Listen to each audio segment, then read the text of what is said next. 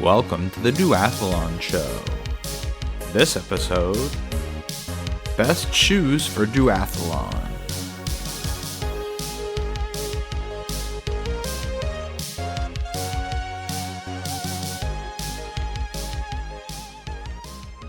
On this episode of the Duathlon Show, we're going to discuss some of the best shoes for duathlon racing. I'll talk about what you want to look for in a duathlon racer and discuss what makes a good do shoe. Then I'll list some of my current favorites. One important thing to note right off the bat. You can and should race duathlon in any shoes you can run safely in. Some of the shoes I'm going to mention are pretty expensive, but you don't need the top of the line shoes to have a top of the line duathlon experience. So what do you want in a duathlon shoe? Quick transitions. You want to be able to slip your shoes off easily in transition 1 and slip them back on easily in T2. If you don't have clipless pedals and will be wearing the one pair of shoes the whole time, then don't worry about this factor when making your duathlon shoe buying decision. Comfort. Your legs will be aching come the second run, and a comfortable fit and feel underfoot will help you achieve your best on the duathlon racecourse. Speed. You want a fast shoe. This is a race after all. So a pair of fast shoes, whether that means springy foam, lightweight, or a carbon fiber plate in the midsole, is what you're looking for. Rocker geometry? Question mark? Quoting from runningwarehouse.com. In recent years, a number of companies have been rolling out shoes with a rocker geometry, which rolls the wearer's foot forward as they land to make running feel easier and more efficient. The way a rockered midsole works is quite simple. Like the movement of a rocking chair, the rounded shape of a rockered midsole helps to roll the runner forward through their stride. You need less energy to move or tip a rocking chair back and forth than you do with a standard chair. This easy rocking action is what makes rockered shoes so efficient. Do you need this rocker geometry effect in your shoe?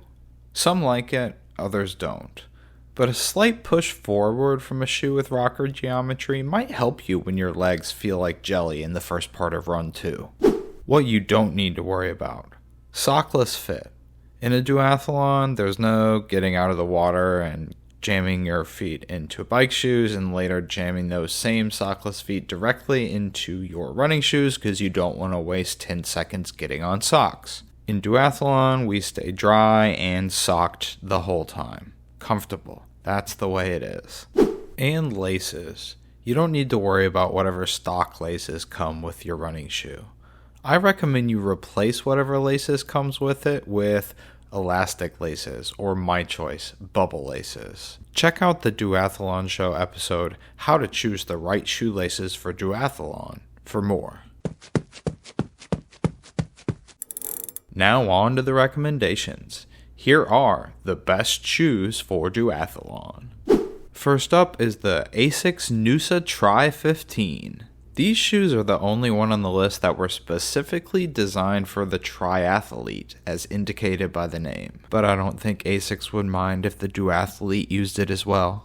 From the product page, the Noosa Tri 15 shoe features an avant-garde approach that's inspired by Van Gogh paintings.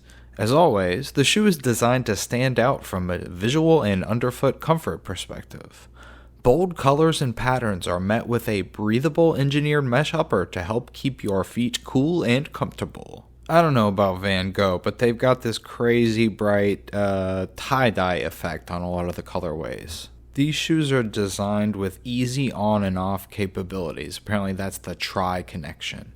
There's a tongue pull tab, a high arching heel counter, and the guide sole technology. This curved sole design helps to fast forward transition and increase runner efficiency, apparently. The heel counter is the top rear of the shoe. On the Noosa Tri 15, it's got this protrusion that, along with the tongue pull tab, should help you pull your foot out quickly during T1 and jam it back in quickly during T2. This shoe uses an EVA-based foam. It's been used in running shoes for decades. Ethylene vinyl acetate.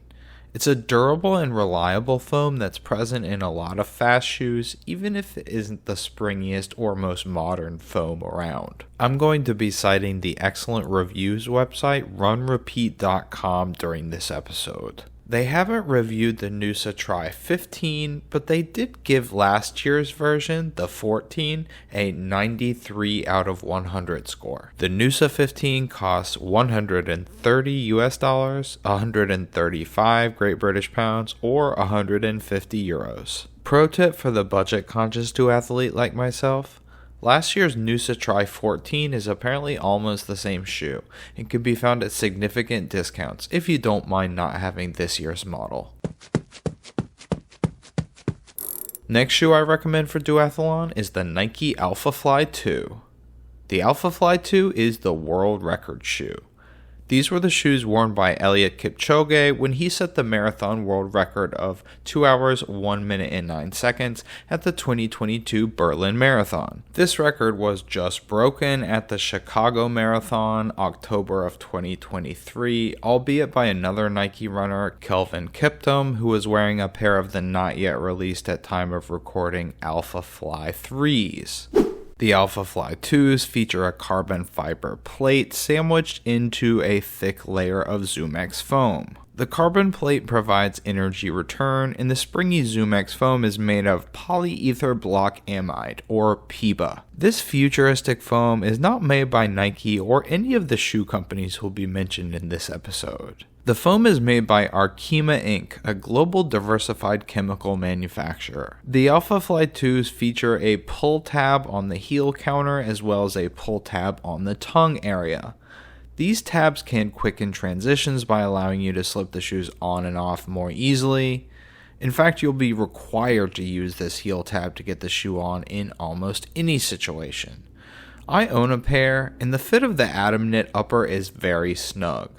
This can be good for duathlon because a good lockdown is going to allow you to shift the most power through your drivetrain. When your piston heads are making explosions of power on the pavement, you do want a snug upper fit. But the Alphafly 2 is definitely not an easy slip-on shoe. It's a shoe you should practice quickly pulling apart and swooshing your foot into if you're going to race a do. The shoe also has forefront zoom air pods, which Nike says are optimized to absorb more impact, ensuring better heel-to-toe transitions. I have no idea if these air pockets make you run faster. The carbon plates in the foam have been studied and are verified as providing some benefit to runners, but the air thingies, IDK.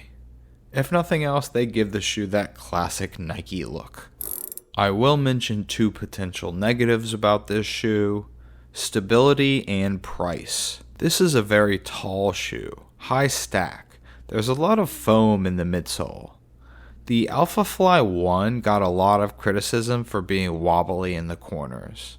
Version 2 made some improvements in this department, upgrading the sidewalls and providing a wider forefoot for a more stable ride. According to runrepeat.com, the Nike Alphafly 2 is more stable than its predecessor thanks to a wider platform, but a shoe with such a high stack height, it's 40 millimeters and the average is 33.2 millimeters, can never be as stable as other lower shoes. The second negative is price. Currently $285 USD, 279.95 GBP, and 309.99 euro as of October 2023. It's not going to be for everyone at that price point. Ungodly expensive seems to be the right way to describe it. No one should feel compelled to spend so much dough on a pair of running shoes that aren't super durable. But for some of us, we covet.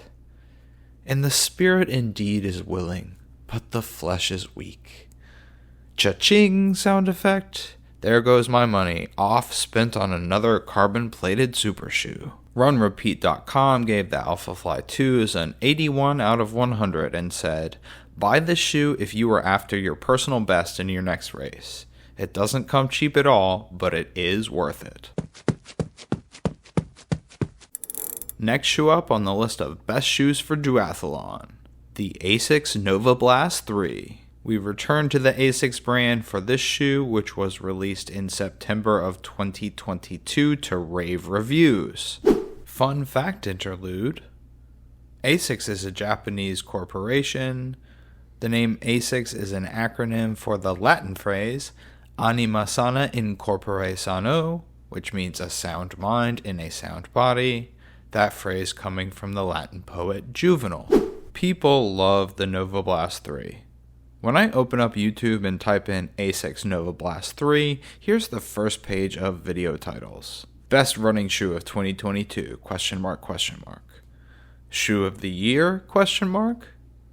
Shoe of the year, no ? More certainty here. I like that. I'm the type of person who needs reassurance. Best running shoe of 2022, ? ASICS Novablast 3 review after 300 miles. Wow. Next one. A real daily blast or a midsole misfire? Finally, one with a bit of nuance. But we'll end on one more positive. ASICS Novablast 3 review. The best running shoe ever? ? Run Repeat gave the shoe a 91 out of 100 and included the following bullet points in their review. Super bouncy, cushy feel for miles, breathable, light AF, ready for cornering, locks you in, tongue stays in place, grippy outsole, mad durable, sets the bar for a do-it-all shoe. Quite the panegyric there. The Novablast has the FF Blast Plus foam from ASICS. That's an EVA blend foam. Not the super futuristic Piba foam, but one that everyone describes in this shoe as super cushioned. This is a shoe that's going to take care of your legs. Technically, this is a daily trainer shoe, not a race shoe, according to the running shoe geeks of the internet. There's no carbon or plastic plate in this shoe. But any shoe can be a race shoe, and this shoe is definitely more affordable than some of the others on this list. The MSRP is $140, but at a year old, this shoe has some discounts, and even the official ASICS website is letting it go for only 110 smackaroonies at the time of recording. Next shoe on the list that would be great for duathlon, the Saucony Endorphin Elite. This shoe has Power Run HG foam. That's the Piba foam again, but this time it's been injected with supercritical nitrogen gas.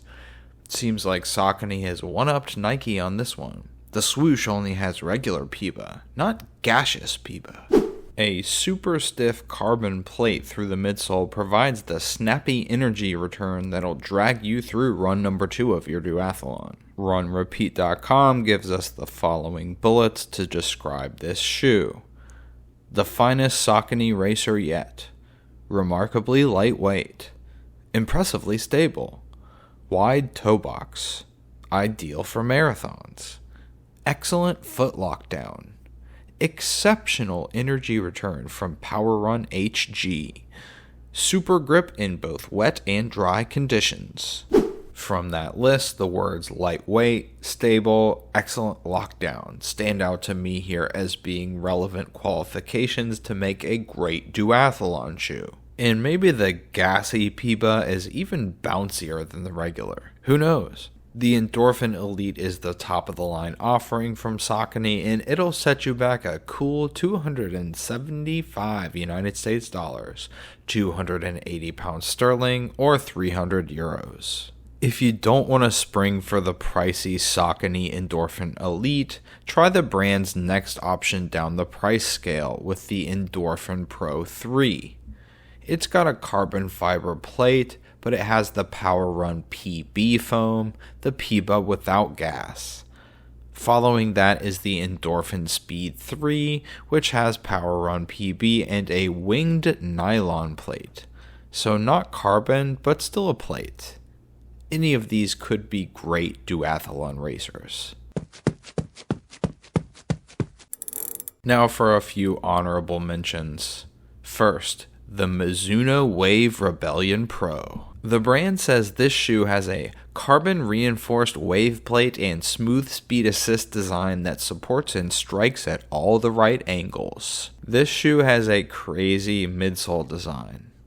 It has a rocking horse vibe or an upside-down rainbow look, with the foam dramatically sloping up where the heel on a normal running shoe is located. This shoe might take some time to get used to and is not ideal for heel strikers, because the heel is pretty much not there. $88 on Run Repeat and $250 retail price. And finally, don't think I forgot you Hoka fans, I know there are a lot of you. The Hoka Rocket X2. Headlines are highly resilient Puba foam, carbon fiber plate, early stage meta rocker, which will give you that rocker geometry effect and roll you forwards. $85 on Run Repeat and $250 price as well. That's it for today's episode. All the shoes I mentioned could be great for duathlon, triathlon, or plain old road running. Don't forget to go back and listen to the Duathlon Show episode, How to Choose the Right Shoelaces for Duathlon, for the best way to set up your shoes for racing. Before we go, would you do me a favor? Leave a 5-star review right now on your podcast player. Thanks. Stay dry, everyone.